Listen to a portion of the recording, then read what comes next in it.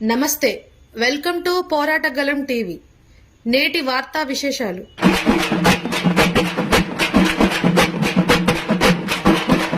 ఈరోజు యూఓపీయూ పిలుపు మేరకు మన యొక్క ఎస్బీఐ స్టాఫ్ అందరూ కలిసి కూడా యూఓపీయూ బ్యానర్ కింద ఈ యొక్క డెమాన్స్ట్రేషన్ ప్రోగ్రాం చేస్తున్నాం.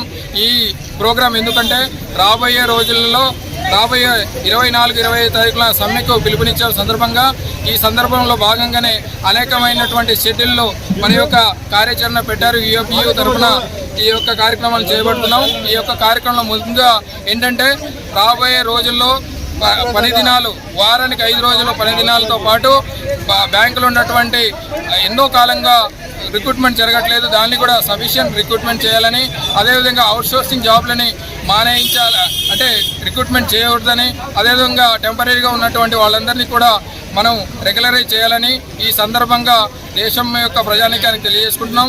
అదేవిధంగా రాబోయే రోజుల్లో ఈ కార్యక్రమం పెద్ద ఎత్తున పోరాట కార్యక్రమాలు రాబోయే 11వ తారీఖులో కూడా ఇటువంటి డెమాన్స్ట్రేషన్ కార్యక్రమం ఉంది. అదేవిధంగా 21వ తారీఖున కూడా ఒక ర్యాలీ ప్రోగ్రామ్ని చేపట్టడం జరుగుతుంది.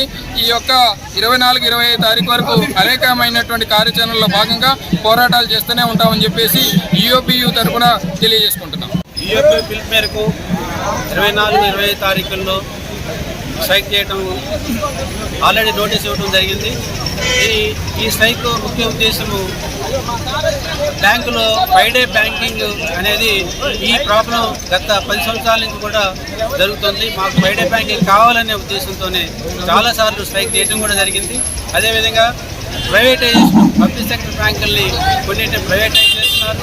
దాన్ని కూడా మన యునైటెడ్ ఫార్మా బ్యాంక్ ఆధ్వర్యంలో ఆపోజ్ చేయడం జరుగుతుంది. అదేవిధంగా అవుట్సోర్సింగ్ ఉద్యోగుల్ని టెంపరీగా నియమించి బ్యాంకింగ్లో ఉన్నటువంటి లోపాలని మనం బయటికి తెలియజేస్తున్నారు. ఈ ఐడిపిఐ కావాలి.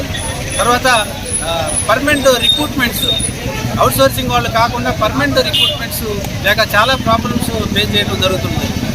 ఈ సమస్యలన్నింటినీ దృష్టిలో పెట్టుకొని 24-25 తారీఖుల్లో స్ట్రైక్ చేయడానికి ఆల్ ఇండియా మొత్తం అన్ని బ్యాంక్ ఎంప్లాయీస్ యూనియన్ కలిసి ఆ 24-25 తారీఖుల్లో స్ట్రైక్ చేయడానికి నిర్ణయించుకున్నాం. ఆల్రెడీ కూడా బ్యాంక్ యూనియన్ తరఫు నుంచి నోటీస్ ఇవ్వడం జరిగింది. 24-25 కంపల్సరీగా మేము చేస్తాము. ఆ పోరాటాన్ని ఇంతతో ఆపేది లేదనేది తెలియజేసుకుంటూ థ్యాంక్ యూ.